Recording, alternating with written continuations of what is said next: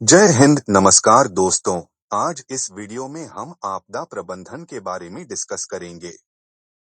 आपदा प्रबंधन disaster management का मतलब होता है किसी आपदा या तात्कालिक संकट के प्रबंधन के तरीके और कार्य। आपदा प्रबंधन का मुख्य उद्देश्य आपदा के समय मानव जीवन को सुरक्षित रखना और आपदा के परिणामों का प्रबंधन करना होता है। इसमें संचेतना, तैयारी और आपदा के बाद के उत्तरण के लिए योजनाएं बनाने और उन्हें कार्यान्वित करने का आदर्श शामिल होता है। यह आपदा समय में जीवन और संपत्ति की सुरक्षा को मजबूती से साबित करने का काम करता है। आपदा प्रबंधन, समर्थन और तैयारी। आपदा प्रबंधन एक ऐसी प्रक्रिया है जिसमें आपदाओं के समय मानव जीवन और संपत्ति की सुरक्षा को सुनिश्चित करने के उपायों का अध्ययन और अमल किया जाता है।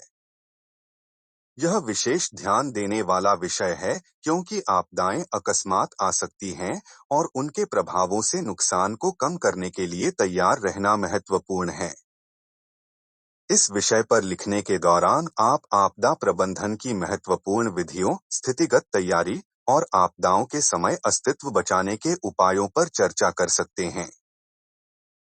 आपदा प्रबंधन का सही तरीके से समझना और लागू करना हम सभी के लिए महत्वपूर्ण है ताकि हम समर्थ और सुरक्षित रूप से आपदाओं का सामना कर सकें। आपदा प्रबंधन के महत्व। सुरक्षा सुनिश्चित करना। आपदा प्रबंधन का प्रमुख उद्देश्य समुचित तरीके से सुरक्षा सुनिश्चित करना होता है ताकि आपदा के समय मानव जीवन को सुरक्षित रखा जा सके। तैयारी करना। आपदा प्रबंधन में तैयारी का महत्वपूर्ण स्थान होता है। लोगों को आपदा के समय कैसे कार्रवाई करनी चाहिए, जैसे कि बचाव, उत्तरण और राहत कार्य, ये सब तैयार रूप से किए जाने चाहिए। जागरूकता बढ़ाना। आपदा प्रबंधन के माध्यम से लोगों को आपदाओं के बारे में जागरूक बनाया जाता है ताकि वे खतरों को पहचान सकें और सुरक्षा के उपायों को सही तरीके से अपना सकें। आपातकालीन प्रतिक्रिया। आपदा प्रबंधन विभाग और टीमें तात्कालिक आपदाओं के समय सहायता पहुंचाने के लिए तैयार रहती हैं, जैसे कि चिकित्सक, सेना और आपदा प्रबंधन वाहनों की तैयारी करती हैं। आपदा प्रबंधन की विधियां। आपदा योजनाएं बनाना। सरकारें और संगठनों को आपदा योजनाएं बनानी चाहिए जो आपदा के प्रति तैयारी के लिए जरूरी होती हैं। आपातकालीन ट्रेनिंग। लोगों को आपदा के समय कार्रवाई करने की आपातकालीन ट्रेनिंग दी जानी चाहिए ताकि वे अच्छी तरीके से प्रतिक्रिया कर सकें। आपदा प्रबंधन संगठन स्थानीय, राष्ट्रीय और अंतर्राष्ट्रीय स्तर पर आपदा प्रबंधन संगठनों को स्थापित किया जाता है ताकि वे आपदाओं के समय सहायता पहुंचा सकें। आपदा प्रबंधन के प्रकार। प्राकृतिक आपदाओं का प्रबंधन, नेचुरल डिजास्टर मैनेजमेंट। भूकंप, तूफान, बाढ़, बर्फबारी, जलवायु परिवर्तन से संबंधित आपदाएं। मानवनिर्मित आपदाओं का प्रबंधन। आतंकवादी हमले, नाके बॉम्ब धमाके, भारी औद्योगिक, विमुद्रित राजनीतिक घातकता। जलवायु परिवर्तन का प्रबंधन। ग्लेशियर टूटने की संभावना। समुद्र स्तर के वृद्धि से संबंधित आपदाएं। अधिक तापमान और उच्च तापमान के प्रभाव। साइबर आपदा प्रबंधन। डेटा ब्रीच और साइबर हमले। आईटी सिस्टम की विफलता। जीवन कुशलता और प्राकृतिक संसाधन प्रबंधन। खाद्य सुरक्षा, जल संवर्धन और प्रबंधन, वनस्पति और वनस्पति संरक्षण। ये विभिन्न प्रकार की आपदाओं के प्रबंधन क्षेत्र हैं जिनमें सुरक्षा और तय तैयारी के उपाय विकसित किए जाते हैं ताकि आपदाओं के समय नुकसान को कम किया जा सके और लोग सुरक्षित रह सकें। पैंडेमिक आपातकालिक परिस्थितियां, पैंडेमिक इमरजेंसीज। पैंडेमिक आपातकालिक परिस्थितियां ऐसी आपातकालिक परिस्थितियां होती हैं जो संक्रामक बीमारी के बढ़ते आक्रमण के कारण होती हैं और विशेष रूप से व्यक्ति और सामाजिक स्तर पर बड़ी संकट का कारण बनती हैं। पैंडेमिक आपातकालिक परिस्थितियां आमतौर पर वायरसों या बैक्टीरिया के गंभीर बीमारियों के फैलने के कारण होती हैं और ज्यादातर व्यक्तियों को प्रभावित करती हैं। पैंडेमिक आपातकालिक परिस्थितियों का प्रबंधन और नियंत्रण बहुत महत्वपूर्ण होता है ताकि बीमारी के फैलाव को रोका जा सके और स्वास्थ्य सेवाओं की व्यवस्था को बचाया जा सके। इसके लिए सुरक्षा उपाय, स्वास्थ्य जागरूकता और चिकित्सा सेवाओं के बढ़ाने के उपाय अपनाए जाते हैं। इसके अलावा सरकारें और स्वास्थ्य संगठन संयुक्त योजनाएं बनाते हैं ताकि इस प्रकार की परिस्थितियों का सामर्थ्य से प्रतिक्रिया किया जा सके और लोगों की सुरक्षा सुनिश्चित की जा सके। इनमें निम्नलिखित महामारियां शामिल हैं। Ebola, Zika, dengue fever, malaria, yellow fever, coronavirus disease, COVID-19. आपदा प्रबंधन के पहलू, एस्पेक्ट्स ऑफ डिजास्टर मैनेजमेंट। संचेतना, मिटिगेशन। आपदा के प्राकृतिक और मानवनिर्मित जोखिमों का मूल कारण कम करने के उपायों की विकसना करना। यह सिमटी हुई आपदाओं के प्राकृतिक और मानवनिर्मित प्रभावों को कम करने के उपायों की विकसना में मदद करता है। तैयारी, प्रिपेयर्डनेस। आपदाओं के समय सामर्थ्य और तैयारी को बढ़ावा देने के उपायों की विकसना करना। इसमें जनसंवाद, संघर्ष योजनाएं, आपदा योजनाएं और संचेतना अभियान शामिल होते हैं। प्रतिक्रिया, रिस्पॉन्स। आपदा के प्रारंभ होते ही त्वरित और सफल प्रतिक्रिया के उपायों की विकसना करना। इसमें चिकित्सकीय सहायता, बचाव कार्रवाई और जलवायु परिवर्तन के प्रभावों का सामर्थ्य से प्रतिक्रिया करना शामिल होता है। उत्तरण, रिकवरी। आपदा के परिणामों को न्यूनतम करने और समृद्धि को पुनर्निर्माण करने के उपायों की विकसना करना। इसमें बचाव और पुनर्निर्माण कार्रवाई, आर्थिक सहायता और सामाजिक सुरक्षा उपाय शामिल होते हैं। शिक्षा और जागरूकता, एजुकेशन एंड अवेयरनेस। आपदा प्रबंधन के महत्व को लोगों तक पहुंचाने और उन्हें आपदाओं के बारे में जागरूक करने के उपायों की विकसना करना। यह सामाजिक मीडिया, शिक्षा और जनसंवाद के माध्यम से सामाजिक सहभागिता को बढ़ावा देता है। ये पहलू आपदा प्रबंधन के महत्वपूर्ण हिस्से हैं जो आपदा के समय मानव और संपत्ति की सुरक्षा में मदद करते हैं और नुकसान को कम करने में मदद करते हैं। आपदा प्रतिक्रिया और सहायता। आपदा प्रतिक्रिया और सहायता आपदा प्रबंधन के महत्वपूर्ण हिस्से हैं जो एक आपदा के प्राकृतिक या मानवनिर्मित होने पर त्वरित और सहायता कार्रवाई का संचालन करते हैं। इसका मुख्य उद्देश्य आपदा के प्रभावों को कम करना, बचाव करना और प्रभावित लोगों की मदद करना होता है। यह आपदा के प्रारंभ होने के तुरंत बाद आवश्यक होता है। आपदा प्रतिक्रिया और सहायता के तत्व। बचाव, रेस्क्यू। आपदा के समय प्राथमिकता से मानव जीवन की रक्षा करने के उपाय। इसमें लोगों को खतरे से बाहर निकालने और उन्हें सुरक्षित स्थान पर पहुंचाने की कार्रवाई शामिल होती है। चिकित्सा सहायता, मेडिकल असिस्टेंस। आपदा के प्रभावित लोगों को चिकित्सा सहायता प्रदान करने के उपाय। यह घायलों की चिकित्सा, रोगी जांच और औषधि करने के उपाय शामिल होते हैं। राहत उपाय, रिलीफ मेजर्स। प्रभावित लोगों को आवश्यक आवश्यकताओं के लिए सामग्री प्रदान करने के उपाय। इसमें खाद्य, पानी, आवास और बिछावट शामिल होती है। पुनर्निर्माण, रिकॉन्स्ट्रक्शन। आपदा के परिणामों को न्यूनतम करने और प्रभावित क्षेत्रों की पुनर्निर्माण के उपाय।